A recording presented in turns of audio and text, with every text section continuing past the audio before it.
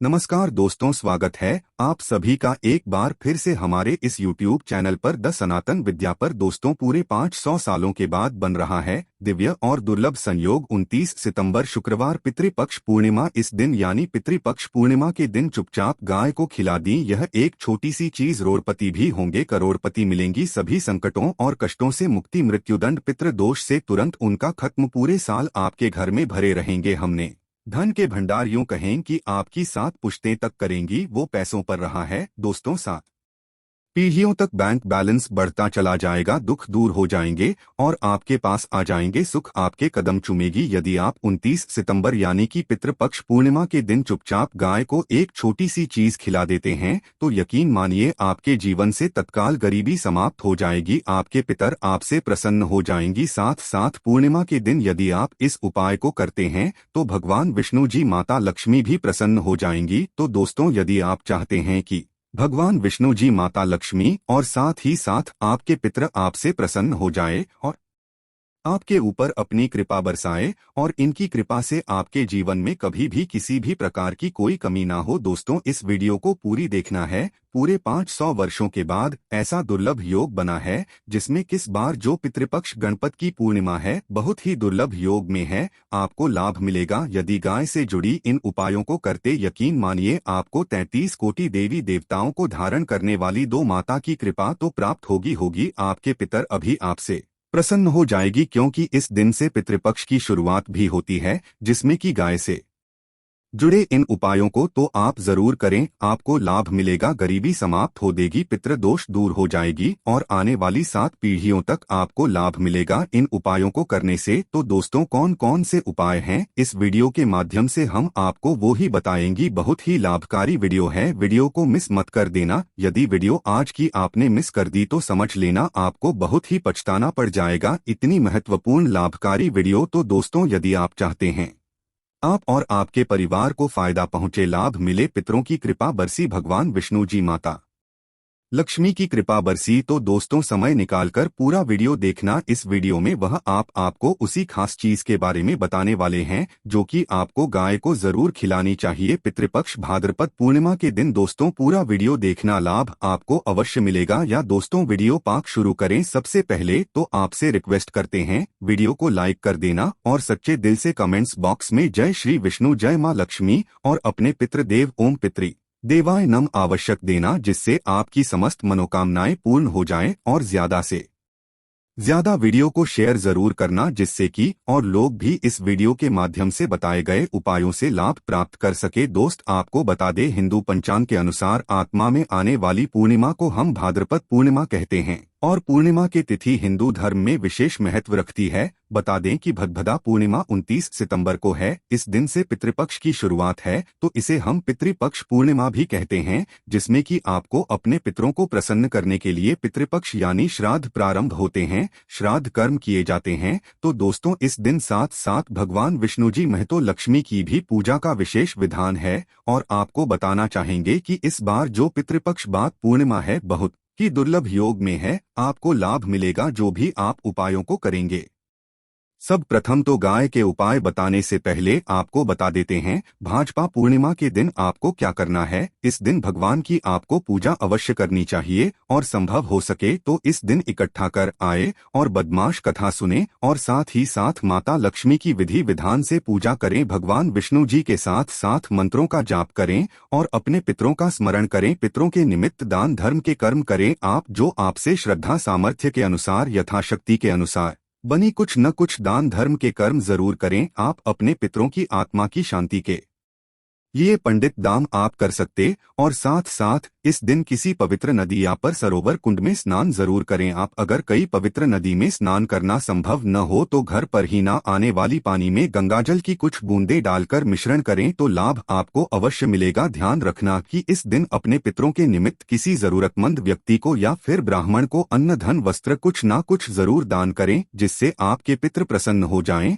और आपके पितरों की आपके ऊपर कृपा बरसे। ध्यान रखना, यदि आपके पितर आपसे प्रसन्न हैं तो आपको सफलता प्राप्त करने से कोई नहीं रोक सकता। तो दोस्तों, पितरों को प्रसन्न करने के लिए आपको कुछ न कुछ दान धर्म के क्रम शुरू करने चाहिए। और दोस्तों, अब बात करें कि गाय से जुड़े कौन कौन से उपाय आपको इस दिन यानी प्रतिपक्ष भाद्रपद पूर्णिमा के दिन जरूर करने चाहिए, जिससे कि आपके पत्र आपसे प्रसन्न हो जाए, भगवान विष्णु जी मतलब लक्ष्मी आपसे प्रसन्न रहें और आने वाली 7 पीढ़ियों तक कोई कमी ना हो, बैंक बैलेंस बढ़ता चला जाएगा, समस्त कष्ट दुख दूर, जो भी किसी भी प्रकार के बड़े से बड़े कष्ट है वे भी दूर हो जाते हैं, सुख आपके पास आ जाते हैं। हम चुनते हैं सुबह, यदि आप गाय से जुड़ी उपायों को करते पूर्णिमा के दिन, जो कि पत्र पक्ष के 29 तारीख से शुरुआत है, इस दिन गाय को ये चीज खिला देते हैं। तो चलिए शुरू करते हैं। गाय से जुड़े कौन कौन से उपाय आपको करने चाहिए जिससे कि आपको लाभ मिले, प्रसन्न हो जाए भगवान विष्णु जी, माता लक्ष्मी की सदैव आप ऊपर कृपा बरसे। तो ध्यान से सुनना, जिस प्रकार उपाय बताए उससे प्रकार करे वो ही लाभ मिलेगा। चलिए शुरू करते हैं।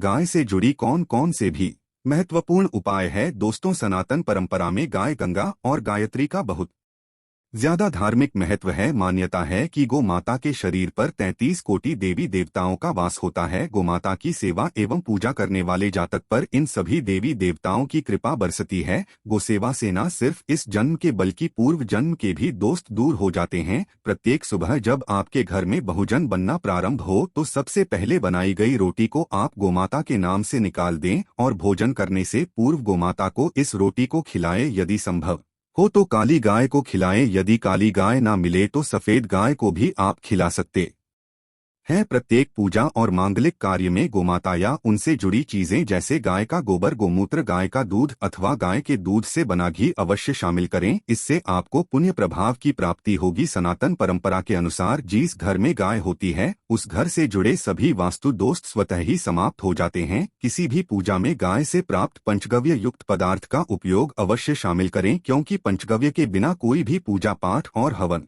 सफल नहीं होता। या दोस्तों, कृपा पाने के लिए प्रतिदिन, सप्ताह अथवा महीने में परिवार समेत एक बार गौशाला जाने का नियम जरूर बनाएं और वहां गायों को हरा चारा जरूर खिलाएं। इससे आपको शुभ फलों की प्राप्ति होगी और साथ ही साथ गौ सेवा और गो पूजा से 9 ग्रह शांत हो जाते हैं और इनसे जुड़े 200 का निदान हो जाता है। गर्मियों में गोमाता को पानी पिलाएं और सर्दी में गोमाता को गुड़ अवश्य खिलाएं। ध्यान रखें, एक गर्मियों में गाय को गुड़ न खिलाएं। अनेक देवी देवताओं को अपने शरीर पर धारण करने वाली गोमाता से जुड़े कई शुभ और अशुभ संकेत भी होते हैं। मसलन गाय का दूध दुहते समय यदि गाय ठोकर मार दे और सारा दूध बिखर जाए तो अपशगुन होता है। यदि कोई यात्रा पर निकल रहा हो और गाय अपने बछड़े को दूध पिलाती सामने आ जाए तो निश्चित रूप से जिस यात्रा के लिए आप निकले हैं वे यात्रा आपके लिए अवश्य सफल होगी और वह काम जिसके लिए आप निकले हैं वे अवश्य ही पूर्ण होगा। यात्रा पर जाते समय बाईं ओर गाय की आवाज आना और रात्रि में गाय की हुंकार करना भी शुभ होता है। दोस्तों, साथ ही साथ गाय के साथ आप भूल कर भी ये काम ना करें, अन्यथा मिलता है घोर नरक और जीवन भर की परेशानियां। जय दोस्तों, गाय को राष्ट्रीय पशु बनाए जाने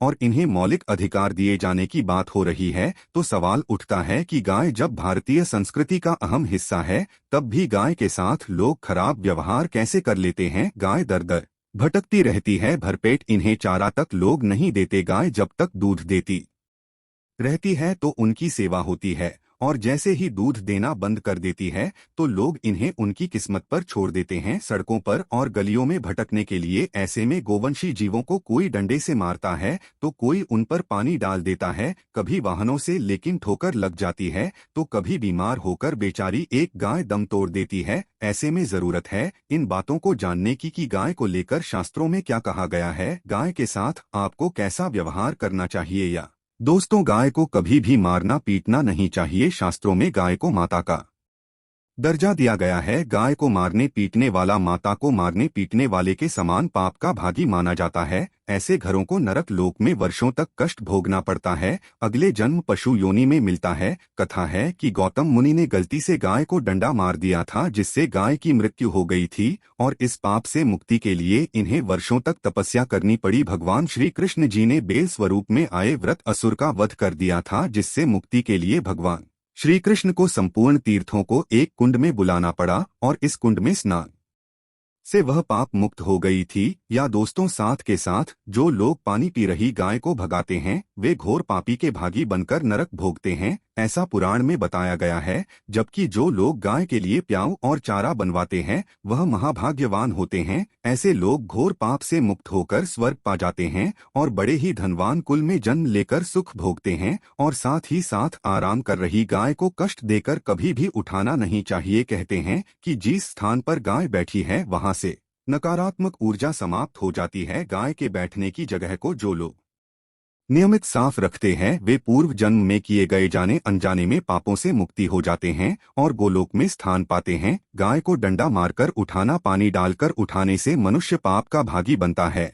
और अगले जन्म में उसे दर दर भटकना पड़ता है। और साथ ही साथ शास्त्रों में बताया गया है कि गाय का दूध उसके बछड़े के लिए होता है। गाय के बछड़े से बचा हुआ दूध ही मनुष्य को लेना चाहिए। लेकिन कुछ लोग एक बार गाय को दूध लेने के बाद फिर से बछड़े के लिए बचा हुआ दूध भी दूध लेते हैं। ऐसा करना घोर पाप कहा जाता है। ऐसे दूध को दुहाने वाला और ग्रहण करने वाला दोनों ही पाप की भागी बन जाते हैं। दोस्तों, साथ ही साथ शास्त्रों में कहा गया है कि गोवंश यानी गाय और बैल के पीठ पर नहीं बैठना चाहिए। इनके पीठ पर बैठने से महापाप लगता है। ऐसे लोगों को नरक की यातना भुगतनी पड़ती है। एकमात्र महादेव के अंश के उत्पन्न नंदी ही गोवंशी है, जिस पर स्वयं महादेव और महादेवी सवारी करती है, क्योंकि नंदी ने स्वयं अपनी इच्छा से महादेव की सवारी बनना स्वीकार किया था। और साथ ही साथ शास्त्रों में गाय के दान को बहुत ही महत्व दिया गया है। लेकिन ऐसी गाय का दान कभी नहीं करना चाहिए जो बूढ़ी और बीमार हो। कठोपनिषद में नचिकेता की कथा भी इस संदर्भ में है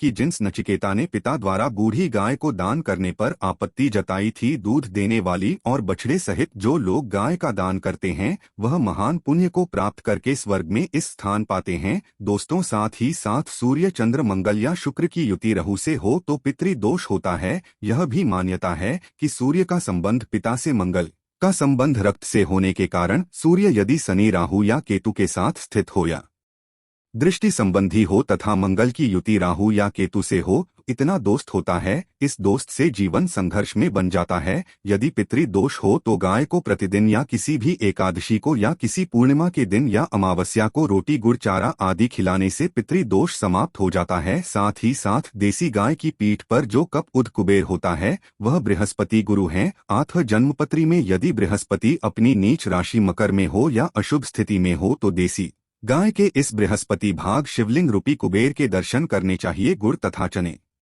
की दाल रखकर गाय को रोटी भी दें, इससे आपको शुभ फलों की प्राप्ति होगी। और साथ ही साथ यदि आप रास्ते में जा रहे हो और सामने से गौ माता आती हुई दिखाई दे तो गौ माता को आप अपनी दाहिनी ओर से जाने देना चाहिए। आपकी यात्रा अवश्य ही सफल होगी। और साथ ही साथ ये संकेत भी जानने, यदि आप यात्रा पर जा रहे हैं और सामने आपके गाय बढ़ जाए अथवा अपने बछड़े को दूध पिलाती हुई सामने गाय दिखाई दिए जाए तो समझ जाना कि वह यात्रा आपके लिए अवश्य ही सफल होगी। और साथ ही साथ जिस घर में गाय होती है उसमें वास्तुदोष स्वतः ही समाप्त हो जाता है। और साथ ही साथ आपको बता दें कि गाय को आप जो भी रोटी बनाए प्रतिदिन ताज़ी रोटी ही बनाए। गाय को अगर आपने रोटी बनाई है जो कोशिश करे कि उस रोटी को आप तुरंत ही गाय को दे दें। अगर आप उस रोटी को रख देंगे और उस रोटी को अगले दिन देंगे तो वह रोटी बासी मानी जाएगी। गाय को कभी भी बासी रोटी ना दें, इससे घर में नकारात्मक ऊर्जा वास करती है और जो भी कार्य आपके बनने वाले होंगे वह कार्य भी आपके बिल्कुल भी नहीं बनेंगी। इससे आपके घर में हमेशा